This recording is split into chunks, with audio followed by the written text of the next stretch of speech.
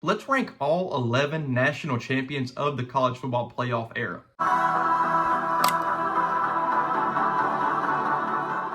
I already know this is going to hurt some fans' feelings, and that's just what I get for doing this type of ranking. And it's just a weird ranking because every team on this list is good. All 11 teams obviously won a national title, and they were the best team that season. So that brings me to my ranking. The number 11 team, or the last team I have on my list, the worst national champion on the list, the 2024 Ohio State Buckeyes, the team that just won the national championship 6 weeks ago. And the reason I have them at the bottom is because they went 14-2 this season, and their losses were to Oregon, which is a fine loss. Oregon was great.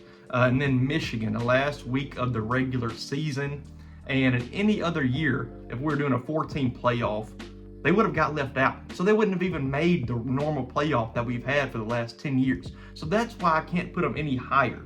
Now, the thing that is on the opposite side of this argument is they beat four top 10 teams 4 weeks in a row to win the national championship. They beat Notre Dame in the national championship. They beat Texas. They beat Tennessee. They beat Oregon. And half of these teams they played, they throttled them. It was 34-0 against Oregon at one point. They beat Tennessee 42-17, if I'm not mistaken. Notre Dame was ugly for a while, but Notre Dame fought back and everything. So the last 4 weeks that this team played football looked like one of the best teams I've ever seen. So it's just so hard to rank that. Obviously, this team was loaded, especially on the defensive side. So many NFL defensive players that came back and, in the end, won a national title. On the offensive side, obviously, Will Howard, the 2 1,000-yard running backs, and Quinshon Judkins and Travion Henderson. You had freshman sensation, who we get to watch for 2 more years at the college football level, and I can't wait. I can't wait to watch him again. Jeremiah Smith, him and Mecca Egbuka were just unstoppable in the wide receiver department. So this team is last on my list, but man, they were so unstoppable the last 4 weeks of the season. It makes me second guess myself. Number 10, the 2016 Clemson Tigers. This team went 14-1. Their only loss was to a mediocre Pitt team, but it was by 1 point, 43-42. I think it was on a last-second field goal as well. But this team was stacked. They had Deshaun Watson, Hunter Renfrow, and Mike Williams in the wide receiver group. Ben Boulware was the defensive leader. The offensive coordinator was Tony Elliott, who we now know as Virginia, who's doing okay. He might be on the hot seat coming up this year, but he's doing all right there. The defensive coordinator at that point, who led an unstoppable defense, Brent Venables, who's now the Oklahoma head coach. But yeah, this team had 5 ranked wins over Florida State, Louisville, Virginia Tech. They beat Ohio State in the semifinals, and then the unforgettable national title game against Alabama. And number 9, the 2017 Alabama Crimson Tide. This team went 13-1. Their only loss was to Auburn, 26-14, which Auburn was a top 5-6 team at that point. But the reason why this team is on the lower end of my ranking is because they lost to Auburn on the last week of the regular season. Most national title winning teams, unlike Ohio State, who I just talked about, they don't lose very late in the season. They usually, if they do lose, they lose early. Then they start to build momentum at the end of the season, and then it carries them on to a national title game. But no, Alabama lost by 12 to Auburn the last week of the regular season, and then just flipped the switch, I guess. They just flipped the switch. They beat Clemson in the semifinals, and then they beat Georgia in the title game in overtime. We all remember Tua coming in and winning the title for them. At number 8, I have Ohio State, 2014 Ohio State, the team that won the first college football playoff national title game. This team had 1 loss. They went 14-1. Their loss was to Virginia Tech in week 2. They lost by 2 touchdowns in that ball game. Virginia Tech had it out for them. But after that, man, they just heated up, and they were pretty ridiculous to end the season. Their 2 playoff winning games were against Alabama, with Ezekiel Elliott going off for, I want to say, over 250 yards. And then the next week when they beat Oregon, he did pretty much the same thing. So this was a really, really good team after that week 2 loss. And it just propelled them to do further things. And man, they were awesome to watch. Cardale Jones came in and led them to 2 playoff victories, including the national title game, and he was electric in those 2 games. JT Barrett was a starting quarterback, and he was awesome the whole entire season. And Urban Meyer got his national championship at Ohio State that year. At number 7, 2015 Alabama, who just like 2014 Ohio State the year before, they had their one loss very early in the season. They lost to Ole Miss 43-37, I believe, in week 3 of the season. This was a Hugh Freeze-led Ole Miss team, and it was just a phenomenal game.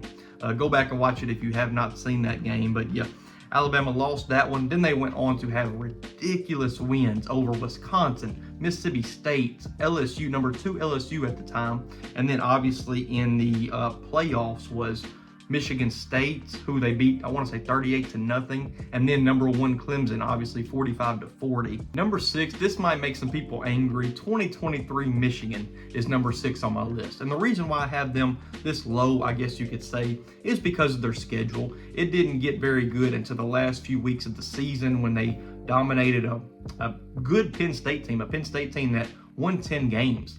Then they beat Ohio State 30-24 at the very end of the regular season. They beat Iowa, who obviously had a great defense, but no offense whatsoever. And then their best win of the season against Alabama, who they beat in overtime, and that was just a classic game. Then beating Washington, the Michael Penix-led Washington Huskies in the national title game, holding them to 13 points. This Michigan defense was unreal, man. So much NFL talent. And honestly, most of them came back this past year, but it didn't work out this past year for Michigan. But man, they were an awesome team. Their offense just wasn't elite to me. Even though they had elite players, their offense just has them this low, in my opinion. It has them at number 6. Still an awesome, elite, amazing team in 2023 for Michigan. Number 5, 2021 Georgia. Their first of 2 back-to-back national championships. Kirby Smart got his first one this season, and Georgia did lose a ball game this year. This is when they lost to Alabama by 3 scores in the SEC championship game, and then a month later they redeemed themselves and they beat Alabama by 15 points, even though that was a relatively close game. A really good, underrated national title game, in my opinion. But Georgia got their first one. Stetson Bennett was the quarterback. He was the quarterback the next year too, who I'll talk about in just a second.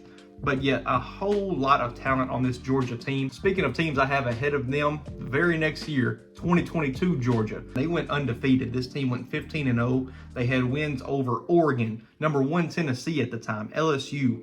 Then they beat Ohio State in the college football playoff. And what was an insane game. Ohio State had these guys beat. They had them about, I think, 10 points. And Stetson Bennett, he put them on his back, and he led them to victory, 42-41 in that game. Just an awesome game. And then the next week, they killed TCU in one of the most unmemorable, I guess it is memorable because it was so much of a blowout, 65-7 over a good TCU team, a TCU team that had just lost 1 game before that. They win the national title. Kirby Smart gets his 2nd in 2 years. Just an awesome team. So many NFL defensive players on this team. They had studs at running back and Kenny McIntosh and Asian Edwards, Kendall Milton, and then obviously Stetson Bennett, who was very, very good at quarterback there that year. I think we have a consensus top 3 of this list. So coming in at number 3, 2020 Alabama. And the one thing holding Alabama from 2 or even 1 is the COVID year. The COVID year, they probably would have dominated any team in 2020, even if they did play the normal 15 games they would have had to play. But this team went 13-0. They had wins over A&M, number 3 Georgia, Auburn, number 7 Florida, number 4 Notre Dame, and then Ohio State in the national championship, who they just blew out of the water. The closest game this season was against Florida in the SEC championship. They beat them by 6, 52-46. This year, man, it was the Mac Jones, Devontae Smith year. Devontae Smith won the Heisman this season, and his stats just insane. 1,900 yards, 23 touchdowns. But Mac Jones, I feel like, gets overlooked this season. 41 touchdowns and only 4 interceptions for an Alabama quarterback. Just crazy. It really is. So this team, man, so good. But the COVID thing is holding me back a little bit. So that's why I took 2 teams ahead of them. So coming in at number 2, 15-0 Clemson in 2018. This was the Trevor Lawrence national title year. And this team was awesome, man. Their closest games came over A&M 28-26, and then Syracuse by 4. Both games where Trevor Lawrence was dealing with injuries and didn't play too much. So when Trevor Lawrence was in the game, it just was not close at all. He had 30 touchdowns, 4 interceptions this year. Travis Etienne had 1,700 yards and Justin Ross, T. Higgins, Hunter Renfrow. Just an awesome wide receiver lineup. The defense was great. Isaiah Simmons, Dexter Lawrence, and A.J. Terrell on the defensive side. This team went to the national title game against Alabama and blew them out of the water, 44-16 over Nick Saban and Tua Tagovailoa. Just an awesome season for Clemson, and a season they'll never forget. They went 15-0. And they're number 2 on my list. So I said we had a consensus top 3. We definitely should have a consensus number 1 overall team of the college football playoff era, and that is LSU. 2019 LSU, just unstoppable. Joe Burrow, Jamar Chase, Justin Jefferson, Clyde Edwards-Helaire. The defensive side, Grant Delpit, Patrick Queen, Derek Stingley. Dave Aranda was the defensive coordinator. Now he's at Baylor, who just had a really good season over there. So yeah, 2019 LSU is my number 1 team of the college football playoff era. Just their wins, man. Number 9 Texas, number 7 Florida, number 9 Auburn, which proved to be their closest game of the season. Number 3 Alabama. Joe Burrow, 5,700 yards, 60 touchdowns, and only 6 interceptions. I'm 24 years old. They're the best team I've ever seen with my own eyes watching college football. So that is my list, guys. Please give it a like. If you don't agree with it, comment what you don't agree with. Tell me what your list would be. So thank you for watching. I appreciate y'all.